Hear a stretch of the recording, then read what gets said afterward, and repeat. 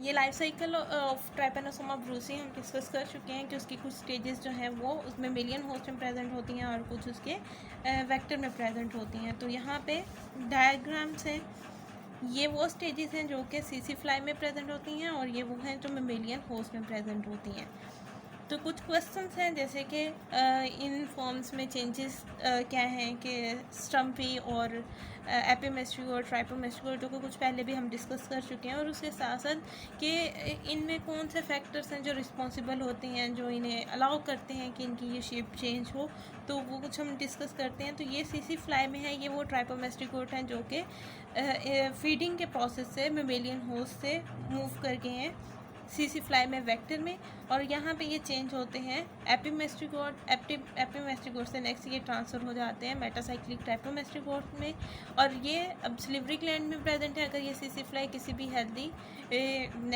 Healthy mammalian host का blood सक करेगी तो स्लाइवा के जरिए ट्रांसफ़र हो जाएंगे मेमेलियन होस्ट में। और यहाँ पे ये ट्राइपोमेस्ट्रिकोट सिलेंड्रिकल फॉर्म है जो कि डिवाइडिंग फॉर्म है, उसके बाद ये कन्वर्ट हो जाते हैं स्टम्पी फॉर्म में।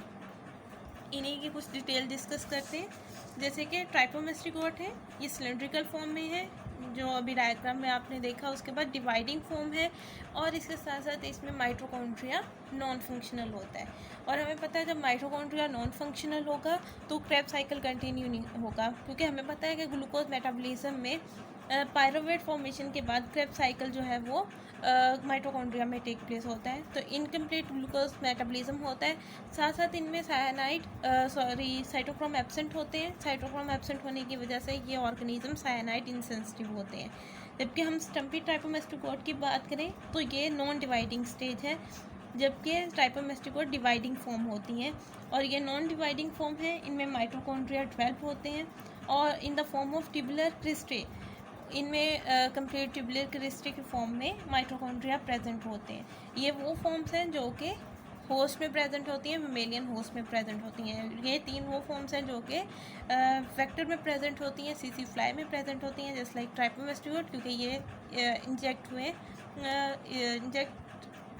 फीडिंग प्रोसेस से मूव किए हैं होस्ट से वेक्टर में। एपिमेस्ट्रिकोट जो है ये वेल डेवलप फॉर्म होती है, इसमें माइटोकॉन्ड्रिया भी वेल डेवलप होता है और कंप्लीट ग्लूकोज मेटाबॉलिज्म होता है, क्योंकि माइटोकॉन्ड्रिया प्रेजेंट है। डैट्स मीन कि ग्लूकोज पायरोवेट में और पायरोवेट से नेक्स्ट क्रेब साइकिल में एंटर होता है। इसमें साइटोक्रोम प्रेजेंट होते हैं, इसलिए ये साइनाइड सेंसिटिव ऑर्गेनिजम्स हैं। मेटासाइक्लिक ट्राइपोमेस्ट्रिकोट में कन्वर्ट होते हैं और मेटासाइक्लिक ट्राइपोमेस्ट्रिकोट में डिफरेंस ये है स्टम्पी ट्राइपोमेस्ट्रिकोट और मेटासाइक्लिक में कि माइटोकॉन्ड्रियन जो है वो स्मॉलर होते हैं और इंटरनल सरफेस भी इनकी स्मॉल होती है। अब वजह क्या है कि जो मेमेलियन होस्ट है उसमें माइटोकॉन्ड्रिया नॉन फंक्शनल होते हैं और जो वेक्टर होस्ट है उसमें माइटोकॉन्ड्रियन फंक्शनल होते हैं।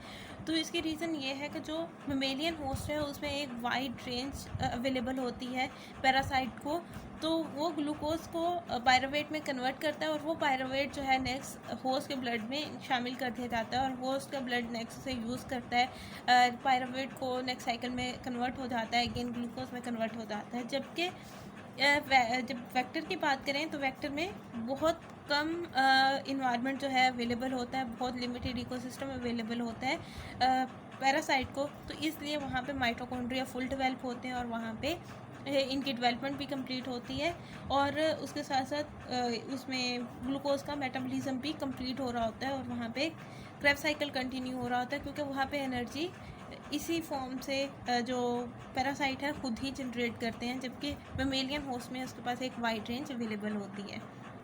यहाँ तक लाइफ साइकिल की बात हो गई ट्राइपेनोसोमा ब्रूसी के। ये दोनों स्पीशीज़ हैं, trypanosoma brucei gambiense and trypanosoma brucei रोडेंसी।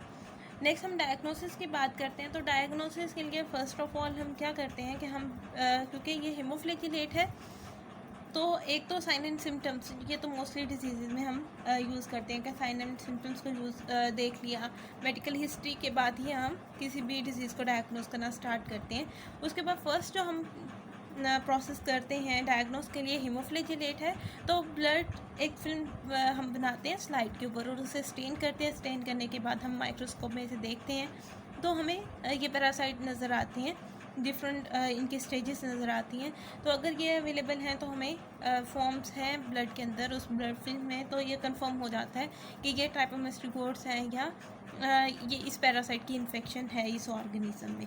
ये तो इनिशियल स्टेज पे हम प्रोसीजर यूज़ करते हैं। सेकेंड वन हम क्या करते हैं, हम लेटर ऑन अगर ये डिजीज़ कंटिन्यू ज़्यादा है और उसके बाद हम क्या करते हैं, हम लिम्फ नोड, बोन मैरो या सेरेब्रोस्पाइनल फ्लूइड को क्योंकि चेक करते हैं, क्योंकि अगर इन्फेक्शन स्वेयर हो जाए तो ये इन्हीं एरियाज़ को इन्फेक्ट कर रही होती है। और ये है डायरेक्ट मीन ऑफ आइडेंटिफिकेशन और डायग्नोसिस। जबकि इनडायरेक्ट मीन से हम बात करें तो हम लेबॉर्ट्री के किसी ऑर्गेनिज्म के अंदर ये इन्फेक्टेड ऑर्गेनिजम्स को इन्फेक्टेड ऑर्गेनिज्म से ब्लड लेके तो हम इंजेक्ट कर देते हैं, और उसके बाद उस लेबॉर्ट्री ऑर्गेनिज्म को हम कुछ अरसा ग्रो करने के बाद, उसे रखने के बाद हम उसका टेस्ट करते हैं। जैसे कि हमने अगर कोई इन्फेक्टेड मैमल है उससे ब्लड लेंगे और उसे लेबॉर्ट्री के किसी भी ऑर्गेनिज्म जैसे कि रैट्स हैं, मंकीज़ हैं, यूज़ होते हैं, उनमें इनोकुलेट कर देंगे और उन्हें कल्टीवेट करेंगे। कुछ अर्से के बाद जब उनके ब्लड का स्मेयर बना के हम देखेंगे तो हमें अगर ये डिफरेंट स्टेजेस नज़र आती हैं तो डैट मीन कि वो इन्फेक्टेड पर्सन भी इन्फेक्टेड था और हमारा ऑर्गेनिज्म भी इन्फेक्टेड हो गया, ये कन्फर्म हो जाता है। इसके अलावा डिफरेंट कल्चर मीडिया है जिनमें हम इन्हें ग्रो करके ऑब्ज़र्व करते हैं, या सीरोलॉजिकल टेस्ट हैं वो परफॉर्म करके हम इसे कंफर्म करते हैं। नेक्स्ट बात आ जाती है होस्ट पैरासाइट इंट्रैक्शन की। तो होस्ट पैरासाइट इंट्रैक्शन, ये जो डिज़ीज़ है स्लीपिंग सिकनेस, ये ज़्यादातर जो है अफ्रीका के एरियाज़ के और ह्यूमंस को इन्फेक्ट कर रही है। तो वहाँ पे मोस्टली कुछ सिम्टम्स जो हैं उनमें शो ही नहीं होती, एसिम्टोमेटिक वो होते हैं। जैसे कि मलेरिया वहाँ पे बहुत ज़्यादा है तो अक्सर ऑर्गेनिज्म की बॉडी में प्लाज्मोडियम होगा जब हम टेस्ट करेंगे, लेकिन नॉर्मल अगर हम उन्हें ऑब्जर्व करेंगे तो साइन एंड सिम्टम्स उन्हें शो नहीं होंगी, डैट मीन कि वो एसिम्टोमेटिक हैं। तो इसी तरह कुछ सिम्टम्स हैं जो कि अगर इसकी शो होती हैं इनिशियल स्टेजेस पे तो ये क्योरेबल है, लेटर ऑन ये क्रोनिक हो जाता है। तो इसके डिफरेंट टाइम पीरियड्स हैं, डिफरेंट इन्फेक्शंस के 2 to 7 मंथ्स ईयर्स भी हैं। अगर इन्हें ट्रीट ना किया जाए तो ज़्यादा क्रोनिक ये डिज़ीज़ हो सकती है। इसी तरह 1 to 2 ईयर्स हैं इस इन्फेक्शन के, उसमें फीवर होता है, हेडेक होता है, लिम्फ नोड स्वेल होते हैं और आहिस्ता आहिस्ता वो पर्सन जो है वो कॉन्शियस स्टेज में जाना स्टार्ट कर देता है। तो ये होस्ट पैरासाइट इंट्रैक्शन जस्ट यहाँ तक करेंगे आप लोग, नोट्स जो आपको साथ में वीडियो के साथ जो फाइल अटैच की जाएगी उसमें। मॉर्फोलॉजी, लाइफ साइकिल और डायग्नोसिस के बाद हम नेक्स्ट बात करते हैं ट्रीटमेंट की। तो इस डिजीज़ की ट्रीटमेंट के लिए जो फर्स्टली जो मेडिसिन यूज़ हुई वो अटॉक्सिल थी, लेकिन वो बहुत ज़्यादा यूज़फुल नहीं रही। मीन उसमें टॉक्सिसिटी ज़्यादा थी और इफ़ेक्टिव कम थी। और टॉक्सिल एक्चुअली साल्ट है, सोडियम सॉल्ट आर्सेनिक एसिड का, जो कि फिनोल रिंग के साथ अटैच होता है। और 1917 में ट्राइपेस्माइड की फॉर्म में टॉक्सी की एक और वेरिएशन प्रोड्यूस की गई और उसे इस डिज़ीज़ के लिए यूज़ किया जाने लगा और वो ज़्यादा इफ़ेक्टिव थी इस डिज़ीज़ के अगेंस्ट।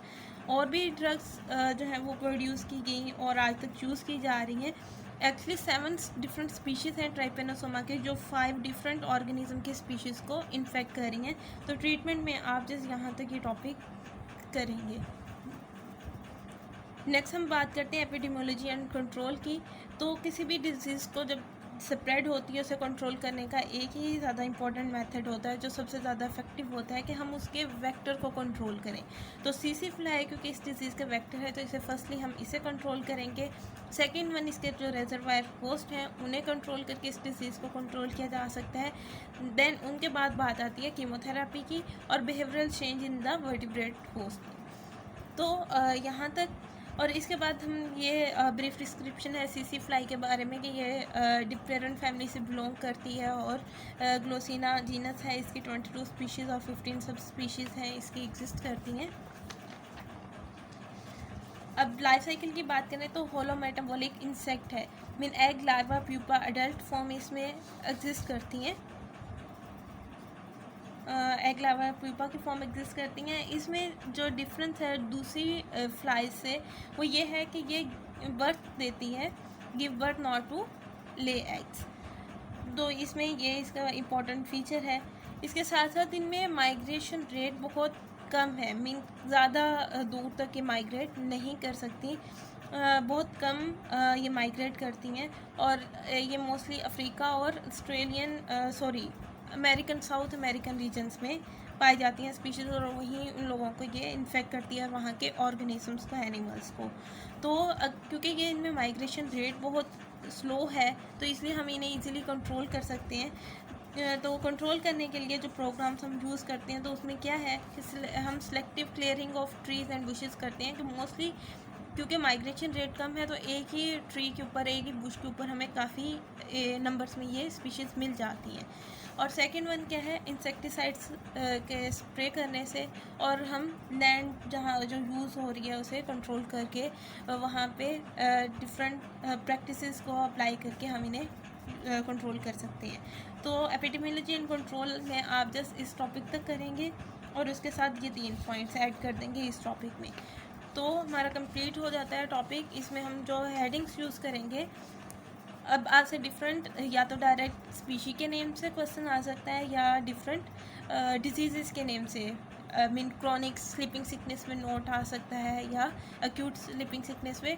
तो आपने ये सारा उसमें डिस्कस करना है, उसमें क्या क्या टॉपिक्स आ देंगे। फर्स्ट वन मॉर्फोलॉजी, और उससे पहले आप ब्रीफ डिस्क्रिप्शन देंगे कि इसका कास्टिव एजेंट पैरासाइट कौन सा है, उसकी होस्ट रेंज कौन सी है, कौन कौन से इसके होस्ट हो सकते हैं, और वेक्टर कौन सा है। मॉर्फोलॉजी के बाद आप डिस्कस करेंगे लाइफ साइकिल को और साथ में ड्रॉ भी करेंगे। लाइफ साइकिल के बाद डायग्नोसिस,